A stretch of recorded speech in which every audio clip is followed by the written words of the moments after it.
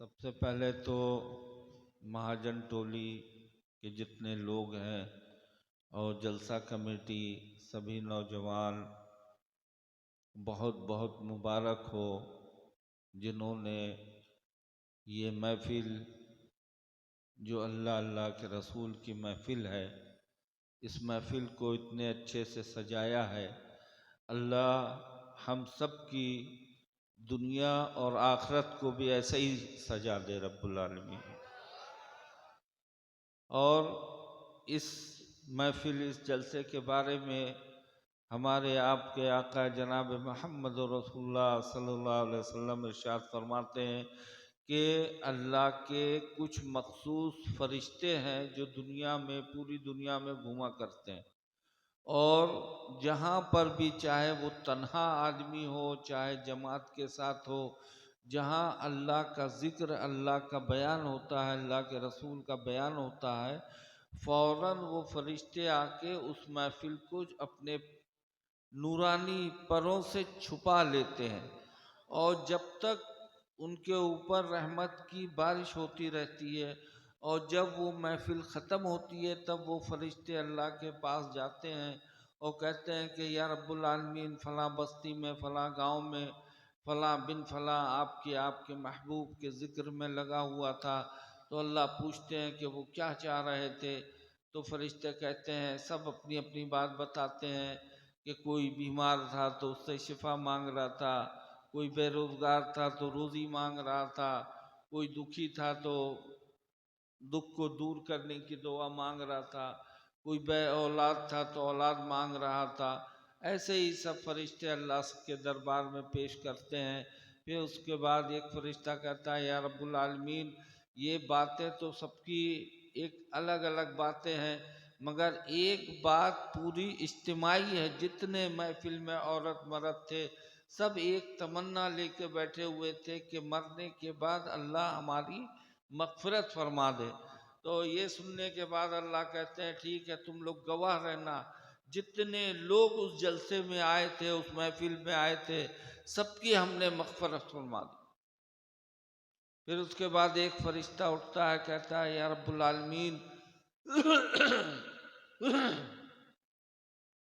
ایک آدمی اس جلسے کے راستے سے گزر رہا تھا، نہ اس کو جلسہ سننا تھا نہ وہ جلسے سے کوئی رشتہ رکھے ہوئے تھا، خالی راستے سے گزر رہا تھا، آپ نے اس کی بھی مغفرت فرما دی۔ تو اللہ کہتے ہیں کہ بے شک وہ جلسہ ہی میرے اور میرے محبوب کا ہے، جو اس راستے سے گزرتا ہے ہم اس کی بھی مغفرت فرما دیں۔ اب دیکھیں کہ یہ کل سے ماشاءاللہ آج تک یہاں پہ قرآن حدیث بیان ہوا، اچھے اچھے علماء کرام شاعر کو آپ نے بلایا سنا۔ اب یہاں سے سننے کے بعد ہماری زندگی میں ایک تبدیلی آنی چاہیے۔ آپ جانتے ہیں نا، جیسے مثال کے طور پہ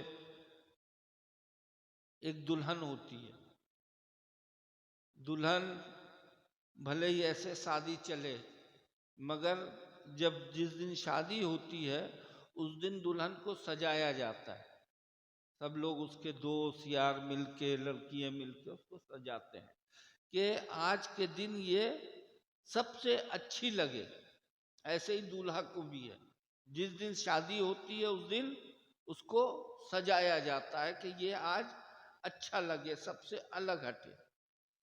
ایسے ہی ہمیں آپ کو سوچنا چاہیے کہ جب ہم نے کلمہ لا الہ الا اللہ محمد رسول اللہ پڑھا ہے تو اب ہماری زندگی کیسے سنورے گی، کیسے جو ہے ہم اپنے آپ کی اپنی روح کو خوبصورت بنائیں گے کہ جہاں بھی جائیں، دنیا میں رہیں چاہے آخرت میں جائیں، قبر میں جب سوال جواب ہو تو ہماری روح اتنی سجی ہوئی ہو کہ فرشتے اس کو دیکھ کے اپنے سوال جواب کو آسان کر دے کہ یہ ایک اللہ کا حقیر بندہ آیا ہے، ایک اللہ کا چہیتا بندہ میرے پاس آیا ہے، جس نے کلمہ لا الہ الا اللہ محمد رسول اللہ پڑھا، اس کے بعد اس نے نماز کی پابندی کی، اس نے روزے کی پابندی کی، اس نے حج کی پابندی کی، اس نے زکوٰۃ کی پابندی کی، اس نے جو ہے ماں باپ کے ساتھ اچھا سلوک، اچھا حسن اخلاق پیدا کیا۔ یہ سب چیزیں جب لے کے ہم قبر میں جائیں گے تو ہمارے لیے آسانی ہوگی۔ اس لیے اگر ہم نے یہ جلسے کو، اتنے بڑے جلسے کو ہم نے سجایا ہے، تو اس کے بدلے میں ہماری آپ کی جو ہے وہ زندگی بھی بدلنی چاہیے۔ خالی سنا اور سننے کے بعد ہم گھر چلے گئے اور 2 دن یہاں پہ مہاجن ٹولی میں کیا ہوا سب بھول گئے، ایسا نہیں ہونا چاہیے، ایسا نہیں ہونا چاہیے۔ اگر اتنے لوگ میں کل سے آج تک میں سنا اور سننے کے بعد اس پہ عمل کر لیا، تو کم سے کم اگر ہم نے سچے دل سے اس جلسے میں آ کے بیٹھے ہیں اور قرآن حدیث کو سنا ہے، تو ہماری زندگی میں تبدیلی آنا چاہیے۔ کمیٹی والے جتنے ہیں یا ایسے جو اس گاؤں کے نوجوان ہیں یا جو باہر کے ہیں، اس کے اندر اتنی تبدیلی تو کم سے کم آنا چاہیے کہ 5 وقت کے نمازی بن جائیں، 5 وقت کے نمازی بن جائیں، خود تو خود بنے، اپنے ساتھی کو بھی نمازی بنے۔ جتنی عورتیں یہاں پہ آئی ہیں، پردہ عورت کے اوپر فرض ہے، اتنی عورتیں یہاں پہ ہیں، اس میں سے کم ان کے دل میں اتنا اثر ہونا چاہیے کہ 10 20 100 50 عورتیں جو ہے وہ کل سے سر ڈھانک کے چلنے لگے، عورتیں سر ڈھانک کے چلنے لگے، کہ یہ اللہ کا حکم ہے، کوئی مولانا مولوی کا پیر کا حکم نہیں ہے کہ سر ڈھانک کے چلو، پردے میں رہو۔ یہ اللہ کا حکم ہے۔ اگر اللہ کا حکم ہم نے مان لیا تو سمجھیے کہ ہماری دنیا بھی سنور گئی اور آخرت بھی سنور گئی۔ اور اللہ کی بات کو نہ مان کے اگر ہم نے اپنی زندگی گزاری تو وہ شیطان والی زندگی ہوتی ہے، من چاہی زندگی ہوتی ہے، کہ جب چاہا جو ہے وہ پردے میں رہ لیے، جب چاہا سر ڈھانک لیا، کوئی بڑا آیا سر ڈھانک لیا، جب کہیں اور گھومنے کے لیے گئے تو سر سے دوپٹہ ہٹ گیا۔ اللہ سے پوچھا جائے گا، اللہ پوچھے گا تم سے مرنے کے بعد کہ ہم نے تمہارے اوپر پردہ فرض کیا تھا، تم نے جو ہے اپنے آپ کو برقع اوڑھ کے پردے میں رہ کے چلنا پھرنا سب چیز جائز ہے، تجارت کرنا جائز ہے، عورت تجارت کر سکتی ہے، مگر سب کچھ پردے میں رہ کے کر سکتی ہے، پڑھ سکتی ہے، ڈاکٹر MBBS سب کچھ بن سکتی ہے، مگر پردے میں رہ کے کر سکتی ہے، کھلا رہنے کی اجازت نہیں ہے۔ اگر کھلی ہے ہوئی عورت ہے تو ہر وقت وہ جو ہے اس کے اوپر عذاب ہو رہا ہے اور لعنت ہو رہی ہے اللہ کی، اس سے نہیں بچ سکتے۔ اور اس کے اندر ہر باپ، ہر بھائی، ہر شوہر، ہر بیٹے کا جو ہے اس سے پکڑ ہوگی۔ اس لیے حدیث میں آتا ہے کہ ایک عورت 4 آدمیوں کو جہنم میں لے کے جائے گی۔ جب وہ مرے گی، عورتیں کان کھول کے سنیں، اور جن کی بیٹیاں ہیں، بہن ہے، ماں ہے، وہ سب لوگ بھی سنیں کہ ان کی بھی پکڑ ہوگی، اور وہ ایک کی وجہ سے 4 آدمی جہنم میں جائیں گے۔ حضور کی حدیث ہے، بے پردہ عورت جب مرے گی، اللہ کی نافرمان، نہ نماز پڑھا، نہ روزہ رکھا، بے پردگی سے گھومی، اس سے کوئی چیز سے کوئی مطلب نہیں تھا،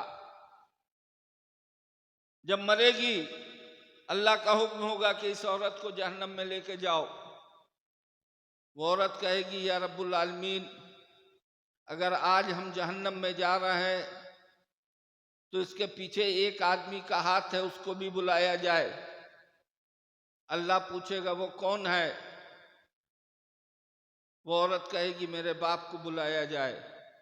اس کا باپ آئے گا، وہ عورت بولے گی یا رب العالمین، آج جو ہم جہنم میں جا رہے ہیں اس کے پیچھے میرے باپ کا ہاتھ ہے، اگر میرا باپ تبلیغ کرتا کہتا کہ بیٹا نماز کا ٹائم ہو گیا، تم نماز پڑھو۔ رمضان المبارک کا مہینہ آتا، کہتا کہ بیٹا تم جو ہے تو روزہ رکھو۔ پردہ کی جو ہے ہم کو تاکید کرتا کہ پردے میں رہو۔ تو ہو سکتا ہے کہ باپ کی بات مان کے میں شریعت پہ چلتی اور آج جہنم میں نہیں جاتی، جنت میں جاتی۔ اللہ کہے گا ٹھیک ہے، اس کے باپ کو پکڑو، اس کو پکڑو، جہنم میں ڈالو۔ پھر وہ عورت رکے گی، یا رب العالمین ابھی ایک آدمی اور بچا ہے۔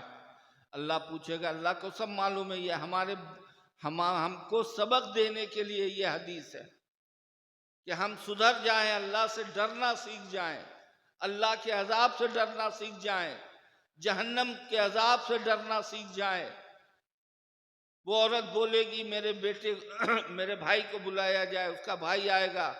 پھر وہ عورت وہی بات دہرائے گی کہ یہ میرا بھائی تھا، بہت پیار کرتی تھی میں اس سے، یہ بھی مجھ سے بہت پیار کرتا تھا۔ اگر بھائی اپنی محبت کا واسطہ دے کے ہم کو شریعت کی بات سمجھاتا تو ہو سکتا ہے کہ بھائی کی محبت میں نماز بھی پڑھتی، روزہ بھی رکھتی، پردے میں بھی رہتی، شریعت پہ چلتی، تو آج جو میں جہنم میں جا رہی ہوں جہنم میں نہ جاتی، میں جنت میں جاتی۔ اللہ کہیں گے ٹھیک ہے، اس کے باپ کو پکڑو، اس کے بھائی کو پکڑو، دونوں کو جہنم میں ڈالو۔ پھر وہ عورت کہے گی یا رب العالمین ابھی ایک آدمی اور بچا ہے۔ اللہ پوچھے گا وہ کون؟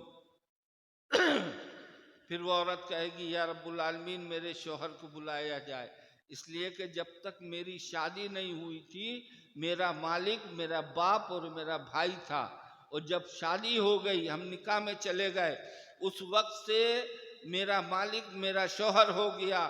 شوہر بھی اگر ہم کو تنبیہ کرتا کہ تم پردے میں رہو، روزہ رکھو، نماز کرو، شریعت پہ چلو، اللہ سے ڈرتے ہوئے زندگی گزارو، تو شوہر کی محبت میں سب کچھ کرتی، مگر شوہر نے بھی مجھ کو جو ہے وہ تبلیغ نہیں کی، اور مجھ کو بائک پہ بے پردہ گھماتا تھا، خوب میک اپ کرا کے اپنے دوستوں کے سامنے لے جا کے بیٹھالتا تھا، ان کے ساتھ ہوٹلوں میں کھانا کھلاتا تھا، ان کے سامنے جو ہے ہنسی مذاق کرتا تھا، ان کے ساتھ جو ہے وہ چائے پلاتا تھا۔ اس نے تو اور ہماری زندگی کو دوبھر بنا دیا تھا۔ اللہ کہیں گے ٹھیک ہے، اس کے باپ کو پکڑو، بھائی کو پکڑو، شوہر کو پکڑو، اس کو سب کو جو ہے لے جا کے جہنم میں ڈال دو۔ پھر وہ عورت رکے گی، کہے گی یا رب العالمین ابھی ایک آدمی اور بچا ہے۔ اللہ پوچھے گا وہ کون؟ عورت کہے گی میرے بیٹے کو بلایا جائے۔ سنو نوجوانوں، یہ دنیا چند روز کی ہے، 60 70 80 سال کی زندگی ہے۔ عورتیں بھی جو ہیں وہ 60 70 80 سال کی زندگی ہے۔ اس کے بعد قبر کے اندر جانا ہے جہاں کوئی ساتھ نہیں دے گا، اگر دے گا تو اللہ کی شریعت ساتھ دے گی۔ اللہ پہ چلو گے، اللہ سے ڈر کے چلو گے تو اللہ وہاں پہ ساتھ دیں گے۔ ہمارے رسول کا واسطہ رہے گا، رسول کی سچی محبت اگر دل میں تم رکھتے ہوئے شریعت پہ چلو گے، غیب سے ہماری مدد اللہ فرمائیں گے، ہمارا سوال جواب سب آسان کر دیں گے، کوئی مشکل نہیں ہوگی۔ اور اگر من چاہی زندگی گزاری تم نے تو وہاں قبر کو ایسا حکم ہوگا سوال جواب کے بعد، جو نیک بندے ہیں ان کے لیے بھی اللہ کا حکم ہوگا کہ اے قبر، اس قبر کو اتنا کشادہ کر دو تا حد نظر، جہاں تک نظر پہنچتی ہے کہ ہمارا بندہ آیا اس کو آرام سے سونے دو۔ اور اگر گناہگار بندہ ہوگا تو اللہ کا حکم ہوگا سوال جواب کے بعد، اے قبر اس مردے کو ایسا پیس دے جیسے چکی میں آٹا پیسا جاتا، جیسا چکی میں آٹا پیسا جاتا ہو۔ اب ہم بھی الگ نہیں ہیں، ہم بھی ایک انسان ہیں۔ اب ہم آپ سوچیں کہ ہماری زندگی کیا شریعت کے مطابق گزر رہی ہے، اللہ سے ڈرتے ہوئے گزر رہی ہے، یا دنیا میں ہم آئے ہیں صرف ماں نے پیدا کر دیا، کھاؤ پیو عیش کرو، مکان بناؤ، گاڑی لو، کپڑا اچھے سے اچھا پہنو اور ایک دن مر جاؤ قبر میں چلے جاؤ؟ نہ، یہ زندگی نہیں ہے۔ ہم نے کلمہ پڑھا ہے لا الہ الا اللہ محمد رسول اللہ، اپنے اس 1,24,000 انبیاء علیہ السلام آئے. یہ ہماری آپ کی خوش نصیبی ہے کہ بڑے بڑے انبیاء علیہ السلام نے دعا فرمایا تھا کہ یا رب العالمین ہمیں اپنے پیارے نبی محمد صلی اللہ علیہ وسلم کی امت میں پیدا کر. آج ہم اپنے پیارے نبی کی امت میں بغیر دعا کیے ہوئے پیدا ہو گئے ہیں. یہ بہت بڑی خوش نصیبی ہے ہماری آپ، یہ بہت بڑی خوش نصیبی ہے. تو بیٹے کو بلایا جائے گا، بیٹے سے بھی وہی سوال جواب عورت کہے گی کہ یا رب العالمین یہ میرا بیٹا تھا. بیٹا، ماں اس کے لیے کیا کچھ نہیں کرتی ہے، اس کو پالنے کے لیے اپنے جو ہے سب کچھ نچھاور کر دیتی ہے. گیلے میں سوتی ہے، اسے سوکھے میں سلاتی ہے، خود فاقہ کرتی ہے مگر اپنے بیٹے کو کھلاتی ہے. اس محبت کا اگر واسطہ میرے بیٹے نے دیا ہوتا تو آج میں ہو سکتا ہے کہ اس کی محبت میں پردہ بھی کرتی، نماز بھی پڑھتی، روزہ بھی رکھتی، شریعت پہ چلتی، قرآن بھی پڑھتی، سب کچھ کر کے آج میں ایک سچا مسلمان بنتی. مگر میرے بیٹے نے بھی تبلیغ کبھی نہیں کیا ہم کو، جس کی وجہ سے آج ہم جہنم میں جا رہے ہیں. اللہ کا حکم ہوگا کہ اس کے باپ کو پکڑو، بھائی کو پکڑو، شوہر کو پکڑو اور اس کے بیٹے کو پکڑو، چاروں کو پانچوں کو جہنم میں ڈال دو. تو کیا پتا چلا کہ ایک عورت 4 آدمیوں کو جہنم میں لے کے جائے گی. جتنی عورتیں ہیں وہ بھی کان کھول کے سن لیں. یہاں پہ خالی دان دینے سے کام نہیں چلنے والا ہے، عمل کرنا ہوگا. اسی لیے پہلے ہم نے کہا کہ جیسے دلہن کو سجایا جاتا ہے ویسے ہی اپنی زندگی کو سنوار لو، اپنی زندگی کو سجا لو. اپنی زندگی کو کیسے سجاؤ گے؟ اس کے اندر نماز بھی رہے گی، روزہ بھی رہے گا، ماں باپ کی خدمت بھی رہے گی، حج بھی رہے گا، زکوٰۃ بھی ہوگا. جب بندہ اللہ کے آگے جھکتا ہے تو بغیر مانگے جب اللہ ہمیں آپ کو دے رہا ہے، سب کچھ دیے ہے، اتنی اچھی زندگی دی ہے، آنکھ دیے ہوئے ہے، ہاتھ دیے ہوئے ہے، پیر دیے ہوئے ہے، ہم کھا رہے ہیں، بول رہے ہیں، چل رہے ہیں، سب کچھ ہے. اور جب اس کے آگے جھک کے ہم مانگیں گے تو ہمارا رب کہتا ہے، اللہ کہتے ہیں کہ جتنی محبت ماں اپنے بیٹے سے کرتی ہے اس سے 70 گنا زیادہ محبت ہم اپنے بندوں سے کرتے ہیں جو اس نے کلمہ لا الہ الا اللہ محمد رسول اللہ، کلمہ پڑھنے والوں. اب آپ سوچیں کہ ہماری زندگی کون سی زندگی ہے؟ یہ موبائل والی زندگی ہے؟ یہ پکچر والی زندگی ہے؟ گھومنے والی زندگی ہے؟ عجیب عجیب طریقے کی پینٹ پہن کے گھومنے کی زندگی ہے؟ ہمارے دین کے اندر ہے بدن کو ڈھانک کے زندگی گزارنے والی، کہ یہاں سے پھٹی ہے پینٹ، وہاں سے پھٹی ہوئی ہے پینٹ پہن کے گھوم رہے ہیں. یہ زندگی ہے کوئی؟ اپنے آپ کو دیکھو. بس ہر وقت ہمارا یہی کہنا ہے، پیر کا دامن پکڑنے سے کوئی جنت میں نہیں چلا جائے گا. پیر ہوتا ہے راستہ بتانے والا، شریعت کو پہ عمل کرانے والا. اگر آپ نے پیر کی بات مان کے شریعت پہ چلا تو انشاءاللہ آپ کا بیڑا پار. اور اگر آپ نے دامن پکڑ لیا اور پیر کی بات کو نہیں مانا، نماز نہیں پڑھی، روزہ نہیں رکھا، ماں باپ کی خدمت نہیں کی، سماج میں اچھے کے ساتھ اچھی زندگی نہیں گزاری، تو پھر پیر کوئی ذمہ نہیں لے سکتا. یہ وہ دوسرے پیر ہوں گے. کبھی نبی نے بھی نہیں کہا کہ ہاں کلمہ پڑھ لو ہم تمہیں جنت میں لے کے جائیں گے. صحابہ اکرام نے عمل کیا، عمل کی بنیاد پہ اللہ نے ان کو اتنا بڑا رتبہ دیا. حضور سے کہا کہ تمہارے جتنے صحابہ ہیں سب سے ہم راضی ہیں.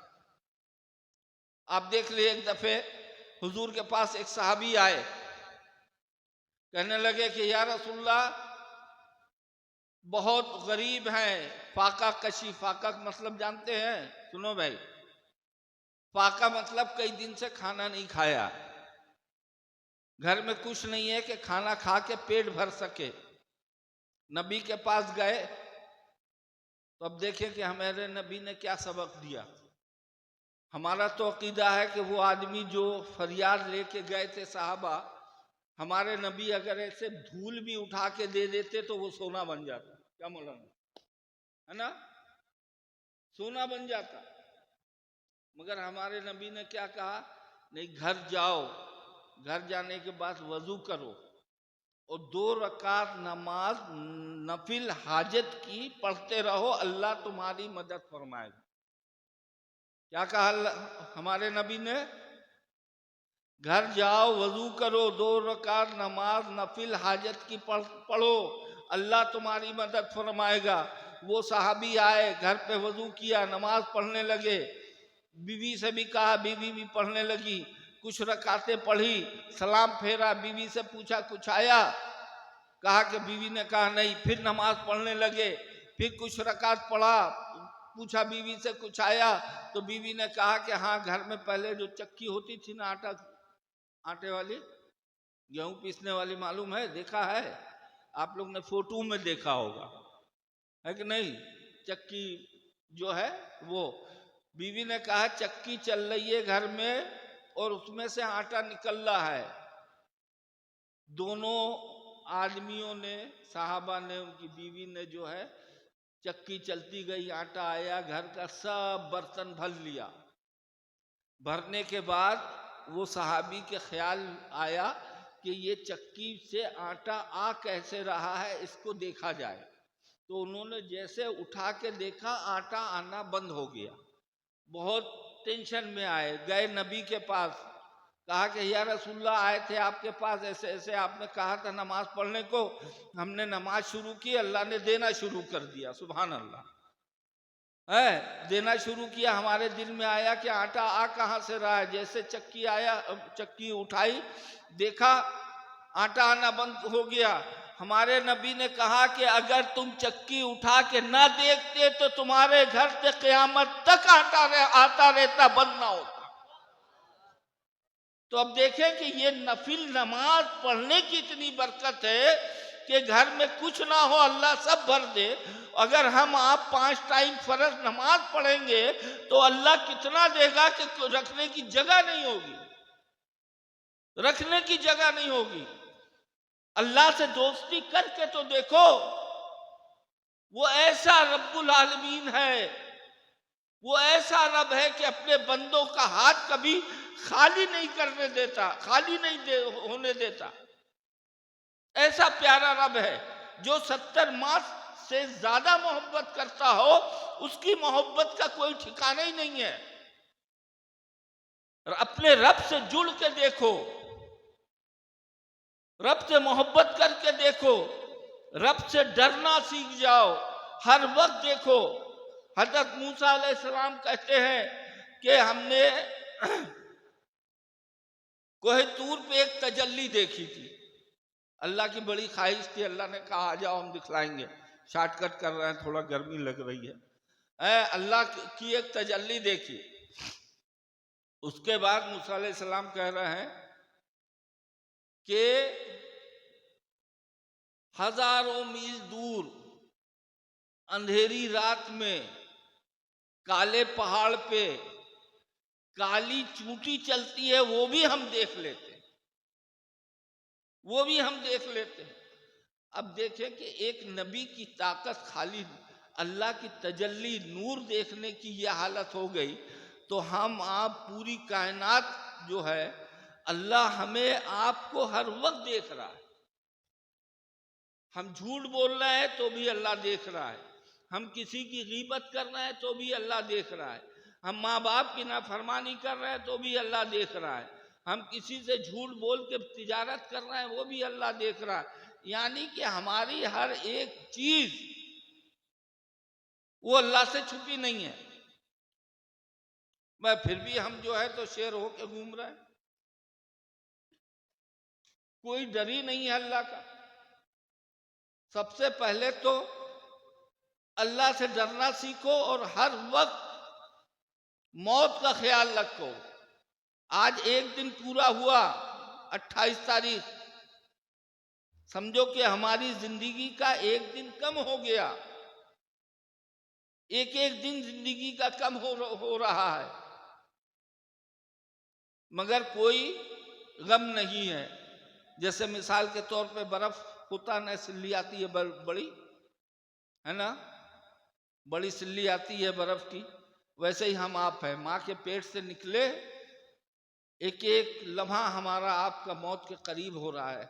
ویسے ہی جیسے برف کی سلی جب تک کولڈ اسٹوریج تک میں ہے جمی ہوئی ہے، اور جب کولڈ اسٹوریج سے نکال لو تو دنیا کی کوئی طاقت اس کو پگھلنے سے بچا سکتی ہے؟ گلتے گلتے گلتے 2 گھنٹہ 4 گھنٹہ 10 گھنٹہ 24 گھنٹہ، بہت زیادہ ہوا تو 72 گھنٹے کے اندر وہ گل کے پانی ہو جائے. ایسے ہی ہماری آپ کی زندگی ہے کہ ایک ایک دن موت کے قریب آ رہا ہے. کسی کی 16 سال کی زندگی ہے، کسی کی 20 سال کی، کسی کی 22 سال، کسی کی 40 50 60 70 80 90 100 تو لاسٹ ہے. مگر پھر بھی ہمیں ڈر نہیں ہے اللہ کا، موت کا خوف نہیں ہے کہ ہم کو مرنا ہے، قبر میں جانا ہے. جب قبر میں جائیں گے تو کیا لے کے جائیں گے؟ کچھ ہے ہمارے پاس؟ اسی لیے ہم سب سے پہلے کہتے ہیں کہ اپنے مریدوں سے نماز کو پابندی سے پکڑ لو. اگر نبی سے سچی محبت ہے تو اسی نبی کا قول ہے، ہمارے پیارے نبی کا، کہ نماز میری آنکھوں کی ٹھنڈک ہے. اگر تو ہم نے نماز پڑھی تو ہم نے اپنے نبی کی چوک کو، آنکھ کو ٹھنڈک پہنچائی. وہی آگے نبی حدیث میں آتا ہے، الصلاۃ معراج المومنین، نماز مومنوں کے لیے معراج ہے. 5 ٹائم اگر ہم مسجد میں نماز پڑھتے ہیں تو 5 وقت اللہ سے ملاقات ہوتی ہے، معراج ہوتی ہے. درود شریف پڑھو گے اللہ تمہارے درجات کو بلند فرمائے گا. استغفار پڑھو گے اللہ تمہارے گناہوں کو ختم فرمائے گا. آ کے جڑ کے دیکھو، اللہ کی رحمت پا کے دیکھو. آج اتنی بڑی جو محفل سجائی، کتنا پیسہ خرچ ہوا، کتنے نوجوانوں کا، جس نے بھی دیا ہے، 1 روپیہ دیا ہو، چاہے 1000 دیا ہو، چاہے 10,000 دیا ہو، چاہے لاکھ روپیہ دیا ہو، اس نے وہ روپیہ کتنی محنت سے کمایا، کما کے جلسے میں دیا کہ مولانا مولوی لوگ آئیں گے، قرآن حدیث بیان ہوگا، ہمارا گاؤں سدھر جائے، نمازی بن جائے. تو وعدہ کریں کہ انشاءاللہ اس محفل کی برکت سے ہماری دعا ہے کہ جتنی عورتیں یہاں پہ آئی ہیں، آدمی ہیں، کوشش کریں نماز پڑھنے کی. کوشش کریں گے شیطان پیچھے بھاگے گا، اور کوشش نہیں کریں گے تو شیطان حاوی ہوتا جائے گا. ارے ابھی تو زندگی پڑی ہے، ابھی تو زندگی پڑی ہے، کل پڑھیں گے. کل نہ کل آئے گا، نہ آپ جو ہے نمازی بنیں گے. آج سے نیت کریں کہ انشاءاللہ ہم جو ہے آج سے جو ہے نمازی بنیں گے. عورتیں نیت کریں، یہاں سے اٹھیں تو نیت کریں کہ انشاءاللہ کل سے ہم جو ہے، آج سے جو ہم برقع اوڑھیں گے، آج سے جو ہم پردے میں رہیں گے، جو ماں باپ کی خدمت کریں گے. اور اگر جو بچے ماں باپ سے ناراض ہیں وہ آج ہی اپنے ماں باپ سے جا کے معافی مانگ لیں. اس لیے کہ ہمارے نبی نے فرمایا ہے، صبح سے شام تک جس کی اولاد سے ماں باپ ناراض رہیں گے اللہ بھی ناراض رہے گا. چاہے کتنے ہی دان کرو، نماز کرو، روزہ کرو، حج کرو، زکوٰۃ کرو، کچھ بھی کرتے رہو، جب تک ماں باپ نہ راضی ہوں گے اللہ راضی نہیں ہوگا. جب اللہ راضی نہیں ہوگا تو تمہاری کوئی نیک کام اللہ کے دربار میں قبول نہیں ہوگا. اللہ ہمیں آپ کو کہنے سننے سے زیادہ عمل کرنے کی توفیق عطا فرمائے. وآخر دعوانا الحمدللہ رب العالمین.